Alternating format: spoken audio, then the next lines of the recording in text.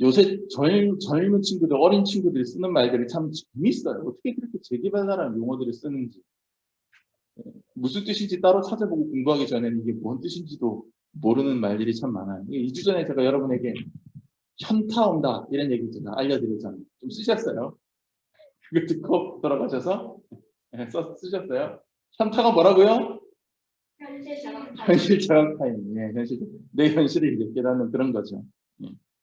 오늘도 제가 말 하나 가르쳐 드리려고요. 젊은 세대들이 쓰는 말.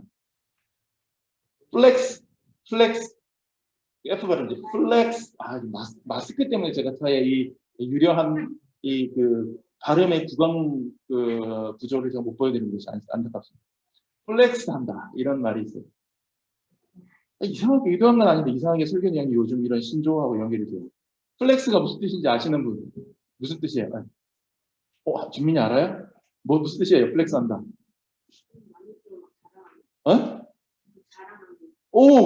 막 자랑, 맞아요. 플렉스 한다라고 하는 말. 그러니까 그냥 자랑하는 게 아니라 약간 좀 으슬대면서 우쭐대면서 허세기가 좀 가미되어 있는 자랑질. 이거 플렉스 한다 이렇게 얘기하거든요. 이게 힙합 음악하는 래퍼들한테서 나오는 단어인데 고급 승용차를 래퍼들이 고급 승용차를 타고 한 손으로 이렇게 하면서 막 주렁주렁 목걸이 끼고 막 이렇게 하는 거. 예, 그 다음에 명품, 시계, 막 반지 이런 거 막 명품 옷 칭칭 휘감고 다니고 하는 거예요. 플렉스 한다 이렇게 얘기하거든요. 이 플렉스가 원래 영어 단어 사전을 찾아보면 구부린다, 굴곡지다 이런 뜻이에요. 구부린다, 굴곡지다. 도대체 이 구부린다, 굴곡지다 이 뜻이 도대체 왜 이 허세를 부리고 자랑한다라는 용어로 쓰이는지는 알다가도 모를 노릇이에요. 오리무중이에요. 그나마 제일 유력한 설이 뭐냐? 그나마 유력한 설이 이런 거죠. 좀 마초적인 기질을 가지고 있는 래퍼들이나 이런 사람들이 막 자기를 과시할 때 이런 거잖아요. 예, 남자들이 자신의 신체적인 어떤 그런 것들을 허세기 가면서 이렇게 과시할 때 이렇게 팔을 구부리죠. 근육을 드러내기 위해서. 그런 데서 유래된 게 아닐까 하는 것이 짐작입니다. 아무도 몰라요. 왜 이 말이 그 뜻으로 쓰여졌는지. 아무튼 이 시대의 젊은이들은 플렉스 한다 그러면 다 알아들어요. 대충은. 허세를 부린다. 자랑한다. 이런 거.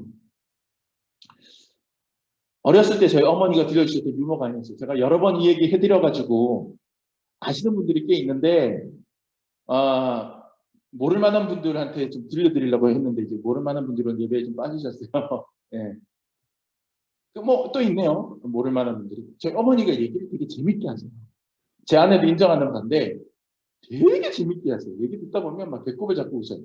근데 그 똑같은 얘기 듣고 와서 제가 막 옆에 친구, 야, 이거 진짜 재밌는 얘기 해줄게. 있잖아. 그래서 제가 얘기를 하면 참새가 짹짹짹짹짹짹 날아가요. 뭐지?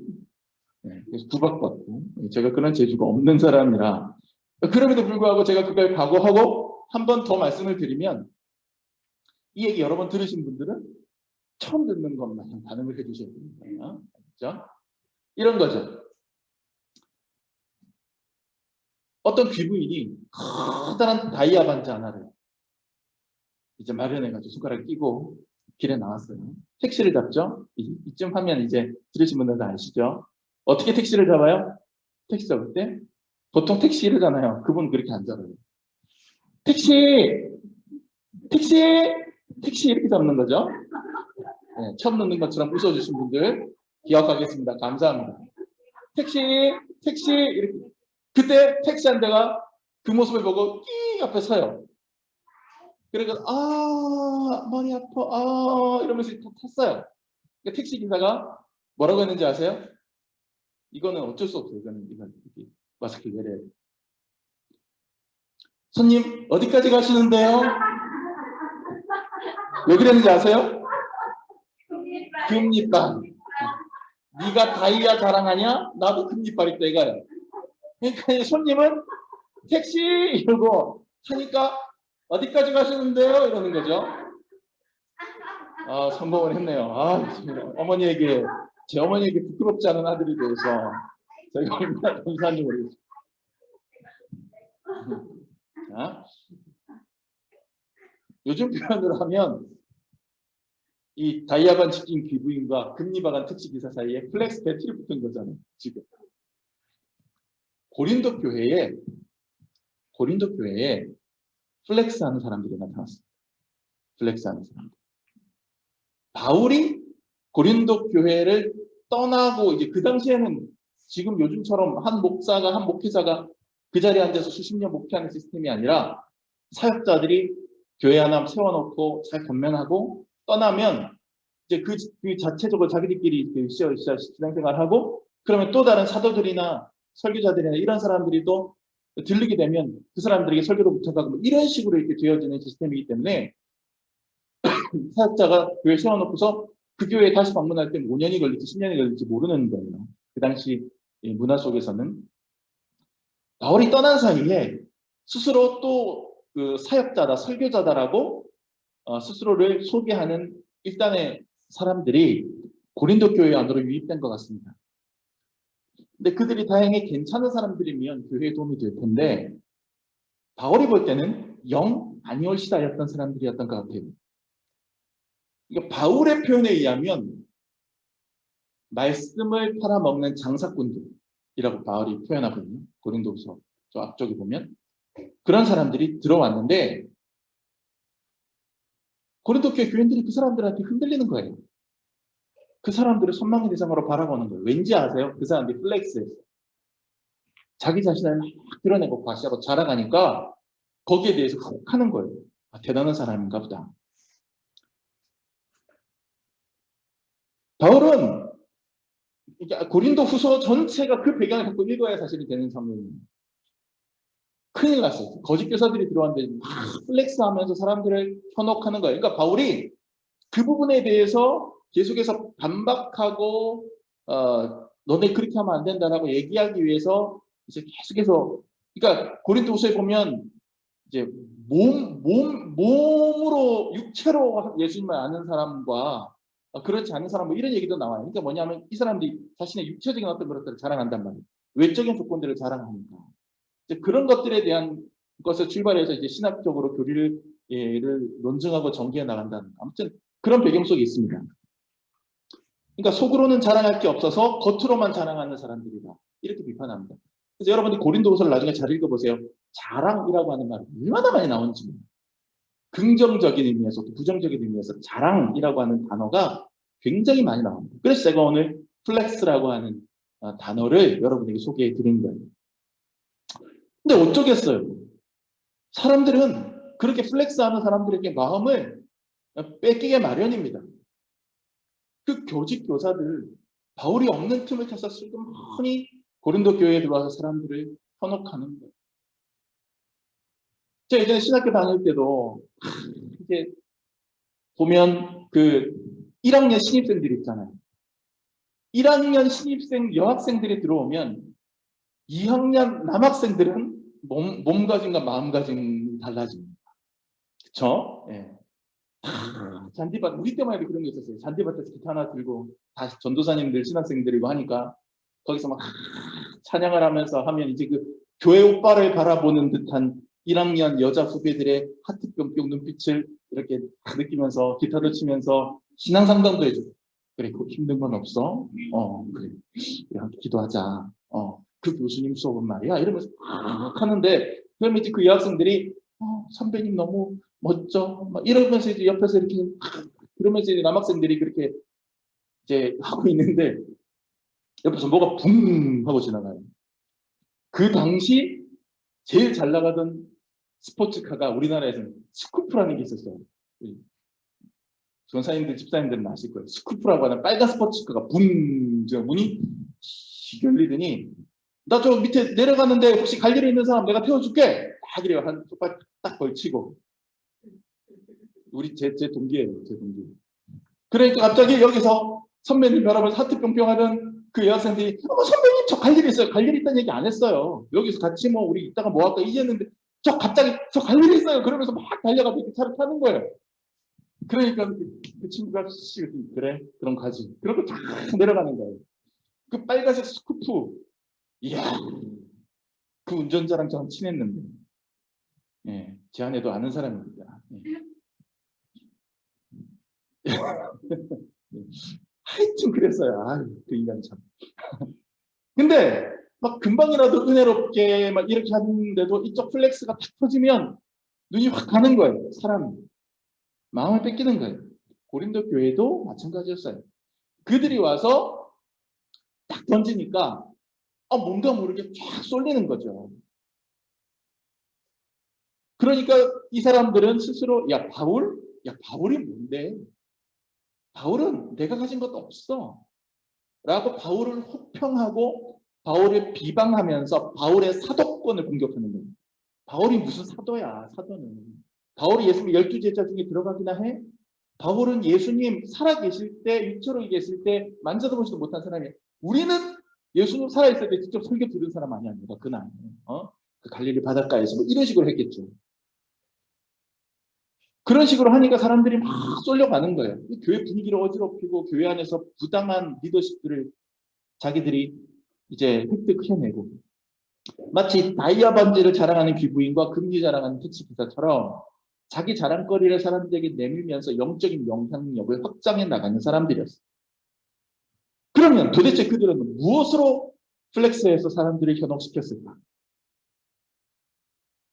대체적으로 한 세 가지 정도 우리가 추측해 볼 수 있습니다. 고린도후서 전체에서 사도 바울이 우버하면서 예민하면서 그러니까 발끈하면서 막 얘기를 논지를 전개해 나가는 걸 보면 바울이 이 얘기를 한 걸로 비추어 그 반대로 이 사람들은 고건에 대해서 이런 식으로 아마 자기 자랑을 해서 사람들을 끌어모았을 것이다. 이렇게 짐작이 되거든요. 그러니까 바울이 이 얘기를 했을 거야. 이렇게 짐작을 성경학자들이 해본다고 한다면 한 세 가지 정도로 한번 요약해 볼 수 있을 것 같아요. 첫째는 추천장입니다. 추천장. 고린도후서 3장을 보면 바울이 나에게는 추천장이 필요 없다. 이런 얘기를 갑자기 해요. 바울이. 그러면서 추천장 자랑하는 사람들이 있는데 이제 이러면서 이제 바울이 얘기하는 거죠. 그러니까 그 당시 고린도 교회에 유입된 그 사람들 뭘 플렉스했느냐? 그 당시 교회의 이름만 되면 알만한 유명한 교회에 영향력 있는 지도자, 그게 뭐 예루살렘 교회 지도자였던 야고보 사도였을지 베드로였을지 아볼로였을지 뭔지 모르겠지만 아무튼 그런 누군가가 이 사람 그래도 괜찮은 사람입니다 라고 하는 그 추천장, 그게 진짜 추천장인지 위조된 건지는 모르겠지만 어쨌거나 그 추천장 들고 와서 쫙 이거 보라고, 그런 읽을 줄 아냐고 그러면서 했겠죠. 네. 바울 이런 거 보여준 거 있냐고, 보여준 적이 있냐고, 그렇게 다 보여주는 거예요. 바울은 이렇게 유력한 사람에게 추천장 받을 만한 사람 못 됐지만 우리는 이렇게 추천장 들고 왔으니까 알아서 잘 모시고 따라라 이거죠. 그 추천장이 교회 지도자였을 수도 있지만 뭐 그 당시에 잘 나가는 로마의 정치 지도자, 재계 지도자일 수도 있고 모를 노릇이에요. 아무튼 그 추천장으로 이렇게 사람들에게 하는 거죠. 바울은 뭐라고 얘기하는지 아십니까? 나한테도 추천장이 있어. 나한테도. 근데 그거는 사람이 써준 추천장이 아니야. 내가 고린도 교회를 개척하고 너희들을 전도하고 너희들을 양육했는데 너희들이 하나님 앞에 바로 서고 변화되어가는 모습을 사람들에게 보이잖아? 그럼 너희들의 삶이 바로 나의 추천장이야. 너희들의 삶을 보고 와, 사도 바울이 귀한 사역했구나 하고 알아주니까 나는 스스로 그러니까 스스로 추천장을 이렇게 추천장을 받는 게 아니라 스스로 내가 추천할 수 있어. 이게 뭐냐면 바로 너희들이 추천장. 이렇게 얘기하는 거예요. 바울은.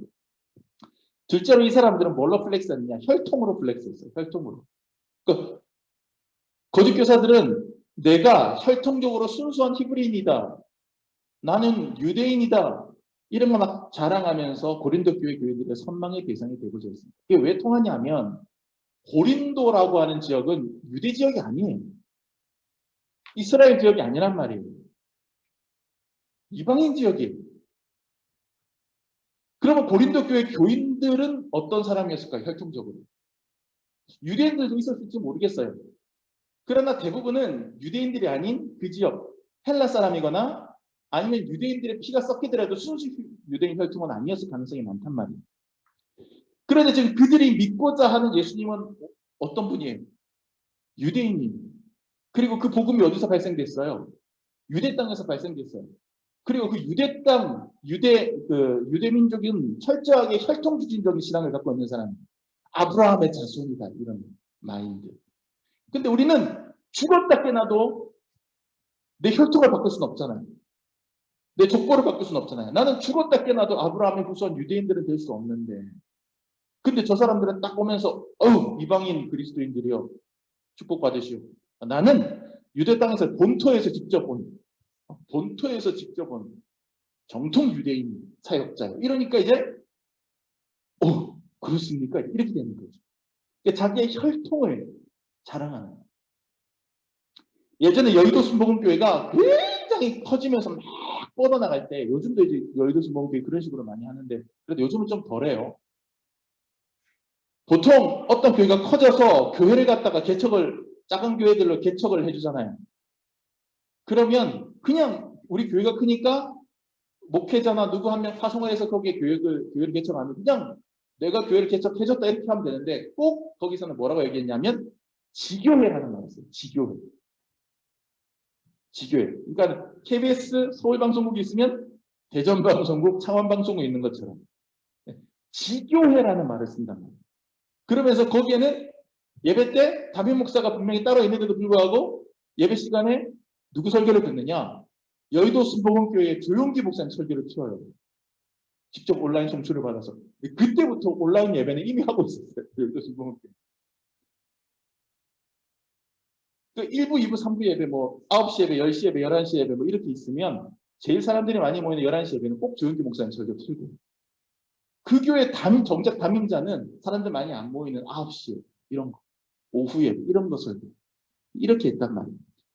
그러면서, 여의도 순복음교회, 여의도에 있는 순복음교회 사역자들이나 누가 그 지교회에 무슨 일이 있어서 가면 뭐라고 자기를 소개했느냐면, 네, 안녕하세요. 예, 저 본교회에서 왔습니다. 이렇게 얘기해요.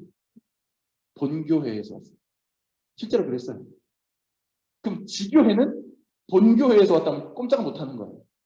그러시냐고. 저는 정말 정성적인 상황을 안 보여요. 본교회가 어디 있고 지교회가 어디 있습니까? 그냥 교회지. 그렇지 않나요? 근데 내가 본교회에서 왔다는 말 한마디 딱 하는 순간에 끽소리 못해요. 여의도에서 직접 오셨고. 잘못된 거예요. 잘못된 거. 절대로 유대인이 될 수 없는 유대 혈통을 가지지 못한 이방인들 교회에 가서 나는 예수님과 같은 유대인 혈통을 가진 사람이요 라고 플렉스할 때 그 사람들이 던지는 그 선망의 눈빛 이런 것들로 으쓱했을 거예요. 혈통인 플렉스입니다. 셋째로 추측할 수 있는 건 체험 플렉스. 체험 플렉스. 거짓 교사들은요. 이제 바울의 시각에서 보면 이제 거짓 교사들인데 이 거짓 교사들은 자기들이 체험한 어떤 신앙적인 체험 있잖아요. 신비 체험. 종교적인 어떤 황홀감.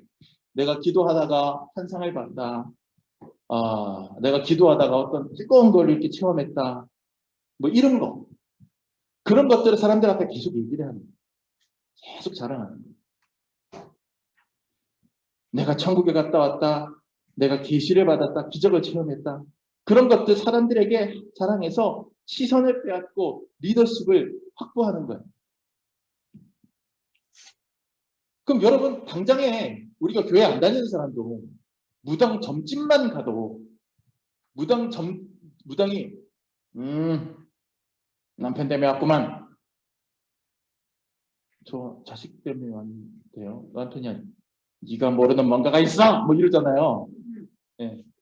그럼 확 압도되잖아요. 뭔가 이 사람 신비한 능력이 있구나. 이러면. 예. 그러니까 이 사람이 어떤 신비한 체험을 했거나 이랬다 그러면 내가 그냥 확 쫄아가지고 수그리고 들어가게 되는 거예요. 저도 예전에 고등학교 때 기도원 많이 다녔는데 그 당시에 40일 금식기도 지금 보면 굉장히 영적으로 문제가 있는 분이에요. 서머시기, 대구에서 유명했던 서머시기라고 하는 분이었는데 나중에 아주 그냥 좀 문제가 좀 그랬죠. 그분은 지금 생각하면 저는 고개를 절절히 흔드는 분인데 예수님이 나귀 타고 다녔잖아요. 그 나귀가 지금으로 치면 고급 승용차 벤츠. 목사들 벤츠 타고 다녀야 돼. 뭐 이렇게 하시는 분이었어요. 그 서머시기 그 목사님이 기도원에 집회를 하는데 작은 기도원에 제가 가서 이제 샀는데 그분이 와가지고 제가 맨 앞자리에 앉아 있었거든요. 그분이 가면서 저를 발로 뻥 찼어요. 맨 앞자리에 앉았는데 고등학교 때였거든요. 뻥 차면서 자세가 이게 뭐야 이씨. 딱 그러면 제가 깜짝 놀라서 무릎을 딱 꿇었어요. 이러고 딱 가서 막 설교하시고. 근데 그분이 그렇게 함부로 하고 욕하고 막 사람들한테 버럭버럭 해도 사람들이 불쾌해하지 않고 이래요. 왠지 알아요? 그분이 40일 금식 기도를 하고 내려오셨던 분이다라고 처음에 딱 설교 때 시작하고 얘기하고 있어요. 내가 40일 금식을 두 번 했는데 이러면서 시작해요. 마지막 40일 됐을 때 내가 손을 들어 가라고 하면 가게 되고 오라고 하면 오게 되고 이렇게 되더란 말이지. 뭐 이렇게 되는 거죠. 그러면 그 말에 진위를 떠나서 이미 사람들을 압도돼요. 거기. 특히 그 10대 시절에 뭐 이게 이 사람이 지금 나한테 함부로 했다라고 하는 걸 알면서도 막 반말로 막 해대는 걸 알면서도 불쾌하게 느껴지지 않고 그 영적인 권위에 막 복종하게 돼요. 자기도 모르게. 그게 한국의 전통적인 한국 교회의 부흥사들이 요즘은 그렇게 하는 부흥사들 없습니다. 요즘 그렇게 안 통하죠. 근데 과거 몇십 년 동안 전국을 휘저었던 부흥사들이 했던 전형적인 방법이었어요. 권사님들 아마 어렸을 때 그런 부흥에 참석하셨던 분들 그 기억도 있을 거예요. 욕자라면 강단에서 욕자라면 권위 있는 목사로 통하던 시절이 있었어요. 그런 시절이 있었단 말이에요. 그러면서 이제 섞어주는 분이 한 번씩 내가 말이죠. 이런 체험을 했는데 이런 말이에요. 자, 한마디로 이런 사람들은요. 외적인 조건, 자신들이 성취한 높은 기준, 내가 잘났다라고 하는 것들을 플렉스합니다. 그래서 많은 사람들의 복종을 이끌어내고 영적인 리더십을 확장하게 되죠. 오늘날도 많은 교회들이, 많은 목회자들이, 또 많은 성도들이 이처럼 잘난 것, 성취한 것, 높은 것들 갖고 플렉스합니다. 고급 승용차나 명품백 자랑하는 그런 사람들처럼 내가 어느 유명 신학교에서 박사학위를 받았는지, 또 내가 우리나라에서 내로라 하는 어떤 교회에서 집사가 되고 권사가 되었는지, 또 내가 교회 생활을 몇십 년이나 했는지, 또 내가 우리 교회에 얼마나 많이 헌금했는지,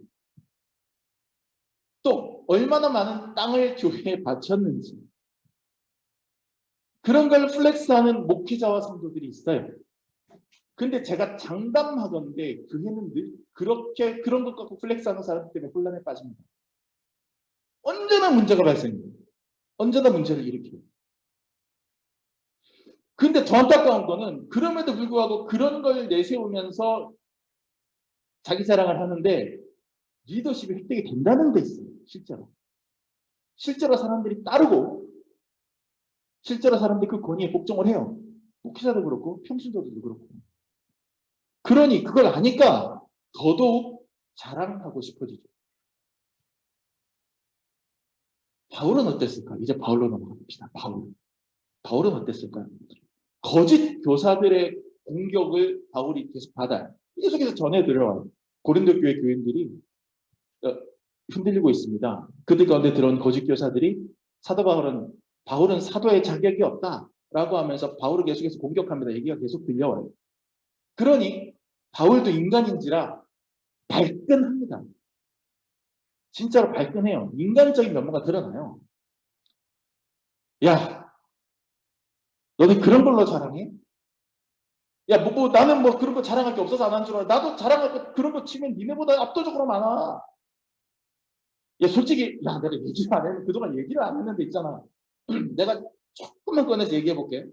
이러면서 바울이 얘기를 하는 내용이 성경 곳곳에 나와요, 사실은. 내가 있잖아. 최고의 율법학자인 가말리엘의 문화생이야. 내가 다소 출신이야. 다소 출신이 무슨 뜻인지 알지? 태어날 때부터 로마의 시민권을 가진 사람이라는 뜻이야. 너네 로마 시민권 가진 사람 있어? 그거 살려면은, 그거 얻으려면 돈 얼마나 줘야 되는지 알아? 나는 태어날 때부터 아예 지금 그렇지만 미국 시민권 갖고 있는 거야. 로마 시민권 가진 사람이야. 이거 왜 이래? 그리고 오늘 우리가 12장을 읽었지만 앞서서 11장에 보면 이제 바울이 더 그런 게 나오는 거예요. 야, 나도 혈통으로 보면 있잖아. 어? 야, 한번 찾아봅시다. 11장 22절. 이제 바울의 인간적인 면모를 좀 봅시다. 바울도 발끈했어요, 지금. 22절. 지금 우리가 12장 읽었잖아요. 한 장 앞에 11장 22절. 보세요. 제가 읽을게 눈으로 보세요. 그들이 히브리인이냐? 나도 그러하며.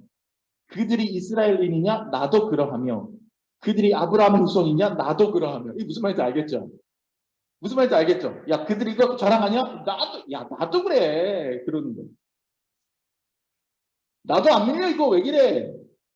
그런데요, 여기까지는 바울이 발끈해서, 야, 나도 그래. 라고 하는데, 그 다음에 바울이 계속해서 자랑질을 해요. 막 플렉스를 해요. 근데 점점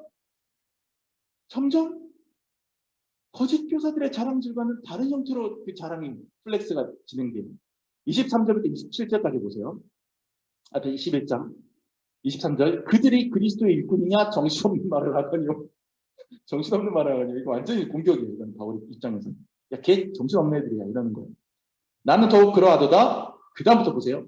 내가 수고를 넘치도록 하고 옥에 갇히기도 더 많이 하고 매도 수없이 맞고 여러 번 죽을 뻔하였으니 유대인들에게 40에서 하나 감한 매를 5번 맞았으니 40에서 하나 감한 매면 39대잖아요. 이 당시에는 40대 맞으면 죽는다고 생각했어요. 그러니까 40에서 하나 감하는 매를 때린 이유는 죽지 않을 만큼 때린다는 뜻이에요. 3번 태장으로 맞고 1번 돌로 맞고 3번을 파손해서 일주일 아래 깊은 바다를 표류하며 지냈고 여러 번 여행하면서 강의 위험, 강도의 위험, 동족의 위험, 이방인의 위험, 시내의 위험, 광야의 위험, 바다의 위험, 거짓 형제 중의 위험, 수고하고 애쓰고 자지 못하고 줄이고 목마르고 굶고 춥고 헐벗고 내가 그랬다. 이렇게 얘기하는 거예요. 근데 이쯤 하면 고기가 갸웃거려져요. 초반에는 내가 말이야 이렇게 고생했어. 예수님을 위해서 교회를 위해서 이렇게 고생했어 하면 그거 자랑처럼 느껴지기도 해요. 그렇구나. 근데 점점 읽다 보면 와 역시 예수님을 위해서 교회를 위해서 희생하고 그런 분이야.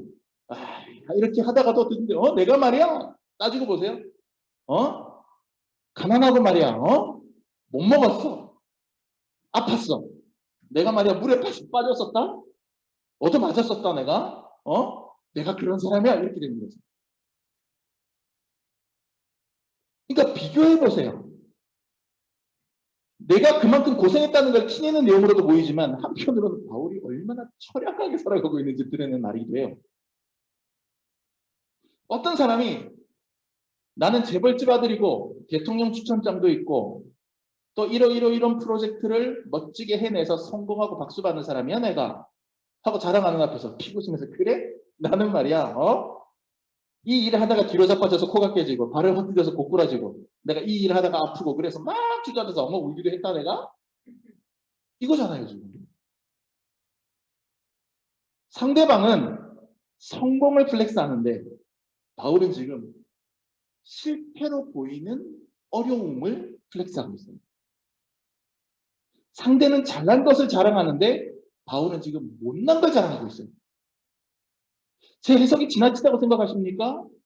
그렇지 않아요. 바울의 진심이 30절에 드러나요. 11장 30절 한번 읽어보세요. 11장 30절 시작. 다 같이 시작. 내가 부득불 자랑할진대 내가 약한 것을 자랑하리라. 딱 나오잖아요. 이건 바울의 의도예요. 내가 약한 것을 자랑하리라.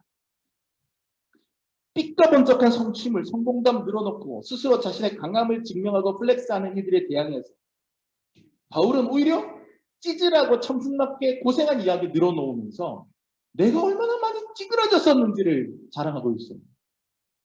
내가 강한 걸 자랑하지 않고 내가 약한 걸 자랑하고 있는 이해할 수 없는 행보예요. 그 다음에 여러분 32절부터 33절 11장 32절부터 33절에 보면 이제 이런 얘기가 나와요. 다메섹에서 아레다 왕의 고관이 나를 잡으려고 다메섹 성을 지켰으나 나는 광주리를 타고 들창문으로 성벽을 내려가 그 손에서 벗어났노라. 이게 뭐냐면 복음을 전하다가 죽을 뻔했던 이야기인데 바울이 광주리에 몸을 숨기고 바울의 조력자들이 야간에 성벽에서 바구니에 바울을 들어가게 해서 위에서 이제 줄로 내려가지고 몰래 경비를 눈이 피해서 도망시킨 얘기예요. 쉽게 말하면 36개 주랭랑치는 이야기를 하는 거예요. 지금 바울이. 자랑한답시고 내가 복음 전하다가 안 죽으려고 도망도 쳤었다? 이렇게 얘기하는 거죠. 그래도 우리 바울 계속해서 찌질한 얘기만 하다가 드디어 신의 한 수, 확실한 이야기 하나 꺼냅니다. 바로 오늘 우리가 본문을 읽었던 12장 1절에서 무익 하나만 내가 부득불 자랑하노니 이거 뭐냐면 뭐 쑥스럽긴 하지만 내가 그래도 어쩔 수 없어 내가 한 가지만 자랑해 이렇게 나가는 거예요. 환상과 계시를 만나더라. 와, 결정표가 나옵니다. 바울도 체험이 있어요. 야, 거짓교사 걔들이 체험을 얘기하디? 걔들 나 같은 체험 할 수 있어? 해봤어? 내가 했던 체험 내가 얘기해 줄게. 이렇게 나오는 상황인 거죠. 그러면서 2절에 보면 내가 그리스도 안에 있는 한 사람을 아노니 그는 14년 전 얘기예요. 14년 전에 셋째 하늘에 이끌려간 자라 몸 안에 있었는지 몸 밖에 있었는지 모른다. 이런 얘기가 나와요. 아주 신비로운 얘기인데 쉽게 말하면 천국에 갔다 온 얘기입니다. 천국에 갔다 온 얘기. 그게 영이 빠져나와서 천국에 갔다 왔는지 아니면 그 몸 자체로 훅 천국에 갔다 왔는지 그거는 모르겠으나 천국에 다녀온 이야기예요. 그러니까 셋째 하늘에 갔다 왔다 그랬잖아요. 이게 그 당시 고대 세계관에서는 이스라엘뿐만 아니라 그 당시의 세계관에서는 하늘이 급이 있다고 생각했어요. 하늘이 급이 있다. 그래서 어떤 문화권에서는 하늘이 10층까지 있다. 어떤 문화권에서는 하늘이 7층까지 있다. 유대인들 같은 경우는 하늘 3층까지 있다고 생각했어요. 그러니까는 학자들마다 이걸 다 다른데 어떤 학자는 이렇게도 해석을 해요. 1층은 지하세계, 스월, 음부, 즉 저승이고 2층이 우리가 사는 세상이고 3층이 하나님 계시는 천국이다. 그래서 이렇게 해석하는 학자들도 있고 아니다. 여기 아니고 진짜 하늘인데 하늘을 1층, 2층, 3층, 4층 뭐 이런 식으로 사람들이 구분했을 거다. 근데 사도 바울이 아무튼 하나님이 계시는 그 낙원으로 이끌려갔는데 바울은 생각할 때 여기가 바로 내가 어릴 때부터 들어서 알고 있던 그 제일 높은 하늘 3층 천이구나 이렇게 생각했을 거다. 이제 이렇게 해석을 하는 거죠. 뭐 어쨌거나 저쨌거나 중요한 건 바울이 천국에 갔고 거기서 오늘 말씀을 보면 말로 표현할 수 없는 말을 들었습니다. 그러니까 계시를 받았다는 거예요. 이 4절이에요. 말로 표현할 수 없는 말을 들었으니 사람이 가히 이르지 못할 말. 계시를 받은 거예요. 그것도 천국에 직접 가서 하나님으로부터. 엄청난 체험이에요. 이거는 끝판왕이에요. 이거 바울이 딱 사람들 앞에 플렉스하면 그 권위 앞에 다 넘어가요. 강력한 한 방이에요. 아니 천국에 직접 가서 계시를 받는데 그렇잖아요. 근데 좀 이상해요. 약간 이상해요. 본문을 잘 보세요. 내가 14년 전에 올라갔다 왔다가 아니에요. 내가 한 사람을 아노니 예. 내가 한 사람을 아노니 그는 14년 전에 이렇게 나와요. 인칭으로 하면 몇 인칭이죠? 3인칭이에요. 나, 너 아니고 그 다른 사람 얘기처럼 하고 있단 말이에요. 근데 이 이야기를 성경학자들 10명이면 10명 다 이거는 다른 사람이 아니라 바울 자신의 얘기라고 다 생각을 해요. 근데 바울이 이 강력한 체험을 이야기하는데 순간적으로 인칭을 바꿔버려요. 어떤 사람이 있는데 하고 자기를 뒤로 싹 빠져요. 자기는. 그러니까 우리가 이런 경우 있잖아요. 뻔히 내 얘기인데 뻔히 내 얘기인 줄 아는데 있잖아.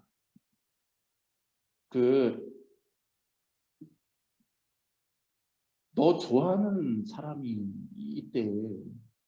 아니, 나 아니고, 내가 아는 어떤 사람이, 그냥, 아는 사람이 그냥 너 좋아한대. 어떻게 하면 너랑 이렇게 시간을 보낼 수 있을지 모르겠다라고 하는데 내가 뭐라고 얘기해 줄까? 뭐 이렇게. 그런 경우 있잖아요. 그러니까, 다른 사람인데, 내 얘기인데, 근데 있잖아. 그 사람이 하고, 애들러서 얘기하는 그런 상황인 거예요.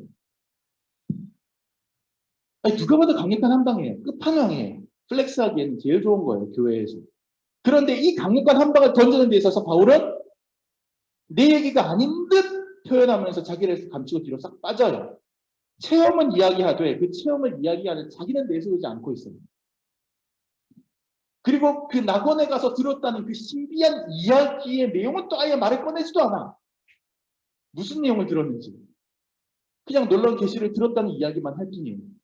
그 낙원이 어떻게 생겼고 셋째 하늘이 뭐 어떻고 그런 이야기 1절 안 합니다. 왜 그럴까요? 자기를 내세우지 않는 거예요. 자기를 드러내지 않는 거예요. 강력한 체험일수록 강력한 자랑일수록 오히려 자기를 감추는 거예요. 저는 오늘날도 내가 천국에 갔다 왔다, 지옥에 갔다 왔다라고 얘기하시는 분들 간증 같은 거 많이, 저도 옛날부터 많이 찾아서 그랬어요. 저도. 근데 저는 모르겠어요. 그들의 체험의 진위를 제가 판단하는 문제는 아니지만 한 가지는 확실해요. 바울과 다르다. 그들은. 바울은 이 일을 겪고도 14년 동안이나 입 밖에 얘기되질 않아요. 그리고 어쩔 수 없이 14년 후에 지금 얘기를 입 밖에 꺼내면서도 자기 얘기 아닌 듯 이렇게 바꿔서 얘기하고, 내가 천국에 가서 이것을 보고 저것을 보고 했던 것도 그 내용조차도 언급하지 않아요. 그냥 가히 사람이 말로는 표현하지 못할 거야, 이러고 넘어가요. 근데 오늘날 많은 뭐 천국 지옥 보고 왔다는 사람들은 이런 거 저런 거 찾아보면 얼마나 디테일하게 세세하게 얘기하고 다니는지 몰라요. 그 진위를 떠나서 그들의 태도는 바울과 다릅니다. 저는 개인적으로 기도하고 바라는 게 있어요. 사역자로서. 몇 번 제가 사람들에게 얘기를 하곤 했는데, 저는 설교 잘하는 설교자가 되기를 원치 않아요. 설교 잘하는 설교자 되기를 원치 않아요. 저는 말씀을 잘 전하는 설교자가 되고 싶어요. 그 말이 그 말 아닌가요, 목사님? 아니에요. 제가 보는 견적은 달라요. 설교를 잘 하는데 말씀을 잘 전하지 못하는 사람도 있어요. 오늘날 많은 뛰어난 설교자들이 있죠. 그런데 그 설교 다 듣고 난 다음에 성도들 이야기를 들어보면, 아, 목사님 말씀 들은 대로 내가 앞으로 열심히 기도해야지. 설교 들은 대로 내가 힘을 내야지. 말씀 들은 대로 내가 변화된 삶을 살아야지. 라는 반응보다 우선해서 무슨 말부터 먼저 튀어나오느냐면, 아, 목사님 오늘 말씀 잘하시대요. 야, 목사님 오늘 말씀 좋대. 그 목사님 말씀 너무 좋아. 그 목사님 설교 너무 잘해. 라고 반응하는 경우가 훨씬 많더라고요. 제가 사역하면서 지켜보면서 느꼈던 거예요. 오늘 말씀 어땠어? 라고 누군가에 물어보잖아요. 그러면 제 아내가 주중에 그런 얘기를 해줬어요. 지난주에 12회 혈육주 말편 여인 이야기 들으면서 당신 메시지 중에 설교 중에 그 여인 한 명 때문에 야이로의 집으로 걸어가다 예수님이 걸음을 멈추셨다는 그 부분을 강조하는데 그 부분이 나한테 굉장히 와닿았어요. 이거 말씀이 전달됩니다. 근데 보통 오늘 설교 어땠어? 라고 물어보면, 어땠어요? 라고 물어보면, 아, 그런 부분들이 와닿았어요. 그런 부분들을 보고 내가 다짐했어요. 라는 얘기 전에, 설교 좋았어. 이런 얘기들이 먼저 나와요. 그러니까 메시지보다 그 메시지를 전하는 사람에 대한 호불호가 먼저 평가의 기조로 나타나는 거예요. 심지어 어떤 경우는 재밌어 라는 것, 아니면 음성이 좋아, 인상이 좋아, 이런 걸로 설교자를 평가하는 경우조차 있습니다. 경우도 있습니다. 그러니까 그런 것들, 외적인 조건들이 다 부합해서 사람들에게, 야, 저분은 설교를 잘해라고 하지만 정작 그가 전달하고자 하는 메시지는 잘 전달되지 않는 경우가 있다는 거예요. 저는 그걸 경계하는 거죠. 설교자들이 굉장히 쉽게 빠지는 함정과 유혹이 있어요. 여러분 모르시겠지만 저를 비롯한 설교자는 매주 이런 유혹에 시달립니다. 그리고 실제로 굉장히 많이 져요, 이 유혹에. 내가 하는 이 설교로 성도들이 변화를 받고, 내가 하는 이 설교로 저분들이 힘을 얻고 깨닫게 되기를 바라는 마음보다 내가 이 설교에서 히트 쳤다는 얘기 듣고 싶은 마음, 호평받고 싶은 마음, 거기에 더 예민해지는 경우가 훨씬 많다는 말이에요. 그렇게 하다 보면 결국에는 분명히 예수님의 말씀을 전했는데 성도들은 예수님이 아니라 설교자의 팬이 돼요. 성경 말씀을 전했는데 성도들은 성경 말씀 잘 들었다고 생각하지 않고 목사님 말씀 잘 들었다고 생각해요. 저는 그래서 사도 바울이 3인칭을 사용했다고 생각합니다. 천국에 다녀왔다라고 하는 이 엄청난 체험담을 간증하면 사람들이 우리도 천국 가고 싶어.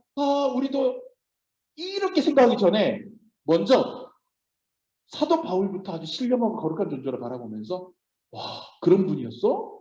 이게 먼저 떠오른다니까요. 사람들 마음에는. 정말로. 그래서 바울은 내가 아는 어떤 사람이 그랬다라고 뒤로 싹 빠지는 거예요. 근데 거짓 교사들이라면 바울처럼 했겠냐고요. 아니죠. 오히려 적극적으로 내가 체험한 것들을 자랑하고 적극적으로 홍보하죠. 그리고 그 체험 안에 깃든 하나님의 뜻이 전달되기보다는 내가 선망의 대상이 되기를 더 바랄 거예요. 오늘날 많은 목회자와 설교자들이 그렇게 하고 있는 것처럼. 그건 그 당시 거짓 교사들을 오르고 동시에 오늘 이 시대의 목회자 설교자들이 매주 빠지게 되는 유혹이에요. 함정이에요. 저는 설교자가 설교를 통해서 자기 체험을, 내가 겪었던 일들의 체험을 예화로 사용하거나 나의 경험을 간증하는 일이 충분히 가능하다고 생각하고 유용하다고 생각합니다. 하지만 그렇게 할 때는 반드시 위험성도 있다는 것을 알고 해야 돼요. 자칫 설교 시간에 자기 이야기하는 것이 하나님 말씀을 전하는 것보다 설교자 자신의 호감도를 상승시키기 위한 방법으로 활용할 수 있다는 거죠. 그래서 사도 바울은 자신의 책임을 전할 때조차 3인칭의 장막대로 자신을 감춰버립니다. 이게 바울의 플렉스 방법이에요. 자기를 감추고 하나님의 역사만 드러내는 자람. 자, 그런데요. 이야기는 여기서 끝이 아닙니다. 그 뒤로 흥미로운 내용이 이어져요. 3인칭으로 천국 간 체험을 이야기하던 바울이 다시 1인칭으로 돌아오는 시점이 있어요. 그가 그랬더라 하다가 내가 그랬다라고 다시 돌아오는 시점이 있는데 보세요. 12장 7절. 7절 시작. 여러 계시를 받은 것이 지극히 크므로, 여기서 여러 계시를 받은 것이라고 하는 것은 천국 가서 들은 계시죠. 지극히 크므로 너무 자만하지 않게 하시려고 내 육체에 가시 곧 사탄의 사자를 주셨으니 이는 나를 쳐서 너무 자만하지 않게 하려 하십니다. 그러니까 바울이 여기서 말실수를 한 거예요. 왜냐하면은 계시를 받은 사람은 내가 아니라 내가 아는 어떤 한 사람이다 라고 얘기했었죠, 앞에. 그래놓고 지금 7절에서는 계시를 받은 것이 크기 때문에 하나님이 나한테 육체의 가치를 주셨다지 이렇게 얘기하고 있단 말이에요. 근데 여기서 나타나는 거예요. 이 체험을 한 사람이 바울이라는 게. 자, 1인칭으로 싹 바뀌는 상황에서 바울이 지금 새로운 자랑거리를 꺼내는데 그게 뭐냐면 하나님이 나한테 사탄의 가시를 주셨다. 이게 자랑이에요. 이게 뭔 자랑이냐. 육체의 가시 곧 사탄의 사자. 육체의 가시 곧 사탄의 사자. 이건 뭐냐면 육체의 질병을 얘기합니다. 바울이 불치병이 있었던 거예요. 성서학자들에 의하면 아마 간질이거나 아니면 안질이거나 그랬을 거라고 사람들이 짐작을 하는데 어쨌거나 바울은 죽은 사람도 기도해서 살렸던 게 바울이거든요. 안진병이도 기도해서 일으켰던 바울이 중이 제 머리 못 깎는다고 자기가 불치병이 있었던 거예요. 불치병. 근데 지금 그걸 또 자랑이랍시고 하고 있는 거죠. 그것도 자랑이라고 하고 있어요. 그러면은 좋아요. 내 몸에 병이 있다는 걸 자랑이라고 한다면 그 다음 이어지는 내용이 어떻게 돼야 되겠어요? 어떻게 돼야 자랑이 되겠어요? 제 몸에 이런 심각한 병이 있었는데 제가 하나님께 기도했더니 하나님이 고쳐주셨습니다. 아멘, 아멘, 아멘. 이렇게 돼야 자랑이죠. 근데 뜨악! 이어지는 내용이 충격적입니다. 그래서요, 제가 이 병을 낫게 해달라고 하나님께 3번이나 기도했거든요. 근데 하나님이 안 된대요. 이러고 자랑하고 있어요. 너 이미 받은 내가 충분한데 뭔 은혜를 더 받으려고 그러냐. 이쯤에서 됐다. 거기서 만족해라. 이 하나님이 거절하셨다는 내용이에요. 이걸 자랑이라고 지금 하고 있어요. 지금 바울. 아니 누가 들어도 대박 아이템인 천국 여행기는 내 얘기 아닌 것처럼 3인칭 써서 조심조심 이야기해야 됩니다. 부끄러운 불치병을 내가 갖고 있는 거 그리고 그걸 기도했는데 안 나왔다는 이야기는 1인칭 써가면서 당당하게 이야기하고 있는 거예요. 자 이제 이쯤에서 제가 쫙 늘어놓은 이야기들 한번 쫙 모아서 이제 정리를 해볼게요. 메시지로. 고린도 교회에 나타난 바울의 대적자들은 추천장에, 신비체험에, 육체적인 혈통적인 족보들을 밀면서 자기 성공담을 잘 읊어대는 플렉스 전문가들이었어요.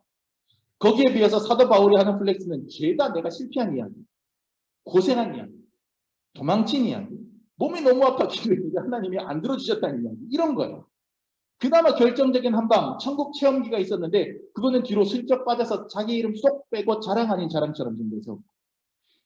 근데 이것이 바로 바울의 플렉스 방법이었다는 거예요. 왜 그랬을까? 도대체 왜 그랬을까? 바울은 도대체 왜 그랬을까? 그 답이 오늘 우리가 읽은 본문 12장 9절 하반절부터 10절까지 나옵니다. 이게 결론입니다. 12장 9절. 자, 12장 9절 앞에 보면 나에게 이르시기를 내 은혜가 네게 족하도다. 이는 내 능력이 약한 데서 온전하여 짐이라 하신지라. 그러므로 여기 갑니다. 그러므로 시작. 그러므로 도리어 크게 기뻐함으로 나의 여러 약한 것들에 대하여 자랑하리니 이는 그리스도의 능력이 내게 머물게 하려 함이라.